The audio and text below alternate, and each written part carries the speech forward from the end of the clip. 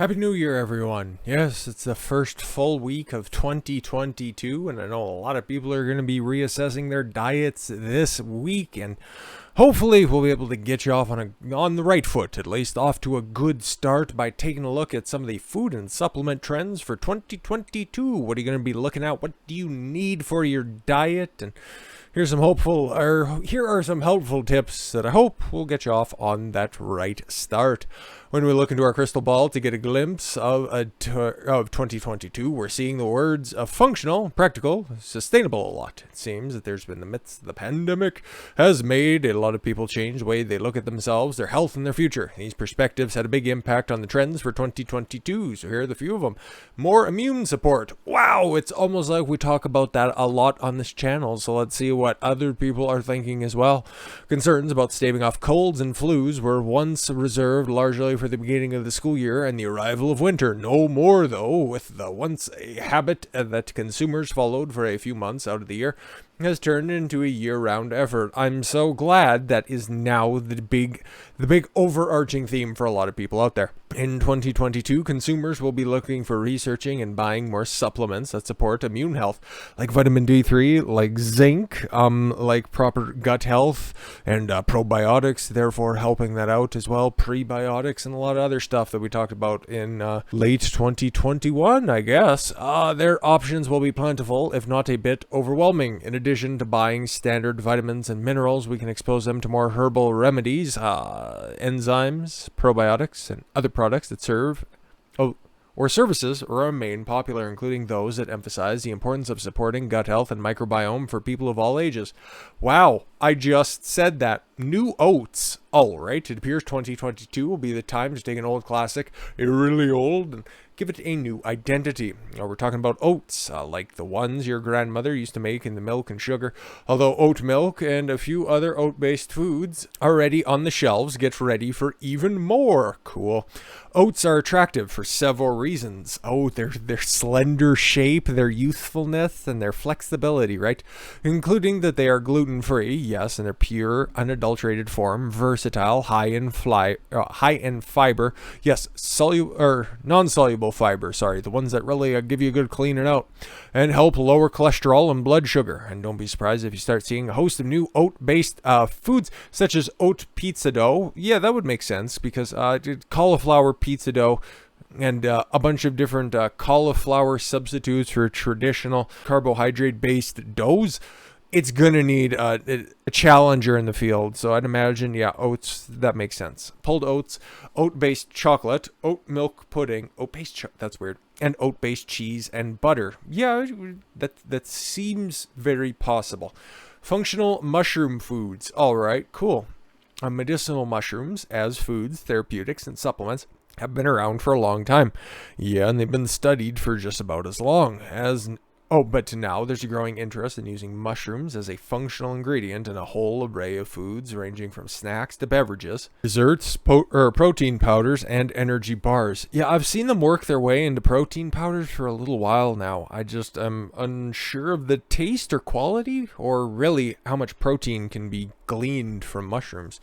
Among the medicinal mushrooms on the market, there's immune system boosting properties. The properties are a big reason why producers are working to get chaga, cordyceps, lion's manes, maitake, and reishi. I'm sure I didn't pronounce any of those right, but close enough. On the ingredients list of their foods and formulas marketing to help the brain health, immune function, and stress. Yeah, we might take a look at mushrooms here in the coming weeks. Okay. Because I find the science behind it very interesting, okay? I'm not about that expanding your mind with different psychedelics and all that other garbage, but if there's any sort of protein or immune system functionality that's based in mushrooms, that could be interesting. Alcohol-free beverages get cooler, I guess, along with sucking on that vape pen because people don't want to be unhealthy by smoking cigarettes. it just still seems like the coward's way out, but whatever. When non-alcoholic beverages were first introduced in the market years ago, they were met with some skepticism, except on the golf course where they were fairly popular and always have been. O'Doul's, my guy. Now, these drinks, which are somewhat niche, have moved into the mainstream. A growing number of people are turning to alcohol-free beverages because savvy consumers are more concerned about their health. Yeah, and empty calories that alcohol puts into your system. For every milliliter of alcohol, I think it's 7 calories. Higher than carbohydrates, which is at 4. Less than fat, which is 9. And protein is 3 or 4. I can't quite remember. It's been a minute since I've been out of college. Gosh, I think it's 10 years this year. That's impressive. The time sure does fly when you're talking nonsense. The wealth of choices makes it an increasingly attractive option. Also, there are now beverages ranging from hop-infused water, that sounds awful, to fermented juices, that's popular and it has been for a while, and mocktails. Oh, God, that makes me cringe. With ingredients such as cayenne, watermelon juice, jalapenos, and agave syrup, which is high in sugar. Don't consume agave. It's a big scam. Expect more of these beverages to contain herbal ingredients, vitamins, minerals, and aminos as health trend continues. Staying sober has never tasted so good. Or, you could just supplement with, drinking your calories, but that's totally your decision anyways.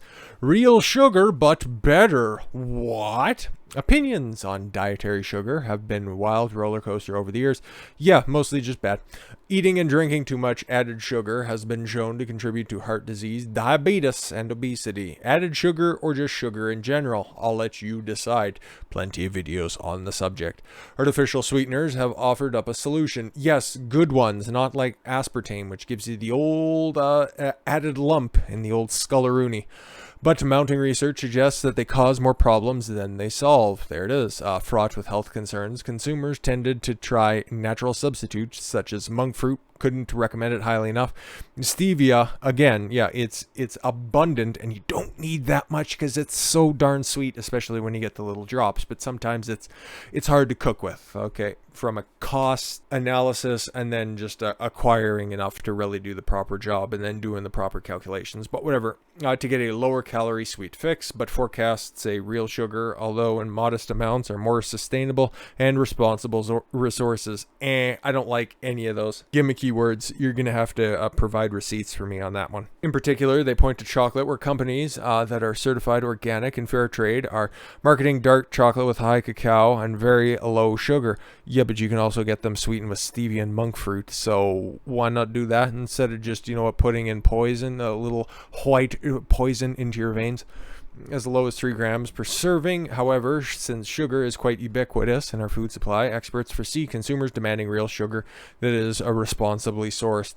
Yeah, idiots. They'll just demand it, but then never buy it. Yeah, it comes with real sugar cane. Yeah, it's still real cancer in your body. So what's the bottom line, son? There are just a few food trends consumers can expect to see in 2022 that'll be different, okay? We're likely to see the trends around eating fewer animals. Ugh. No, eat more animals, eat real things, and more whole foods continue. Yeah, I can agree with half of that, as well as waste-free cooking and eating for brain health. Yes, something that our elected officials should probably indulge in now, don't they? But yeah, we're going to try to keep this stuff short for the week. I don't really know. I always try to aim to keep these under 10 minutes because I think they're more digestible at that size. No pun intended. But I don't know how that's going to work out. So this one, yeah, a little bit on the traditionally shorter side, but hopefully you enjoyed that. Hopefully you picked up a couple of things. Sugar, bad. Alcohol-free beverages are fruity, I guess. Mushrooms, interesting. New oats. Yeah, oats, steel cut oats, okay? If you like oatmeal, I couldn't highly recommend enough when I used to consume carbohydrates. Steel cut oats, they were very tasty. A little bit of nut butter as well and some cinnamon. Excellent. And more immune support, but we talk about that ad nauseum to begin with. So what did we really learn? People are just starting to catch up to your boy Don here. You guys were ahead of the curve if you were on this track beforehand. With that said, thank you all very much for the gift of your time. I've been Don Consuelo. I want you to follow your gut and get after it. Take care, everyone.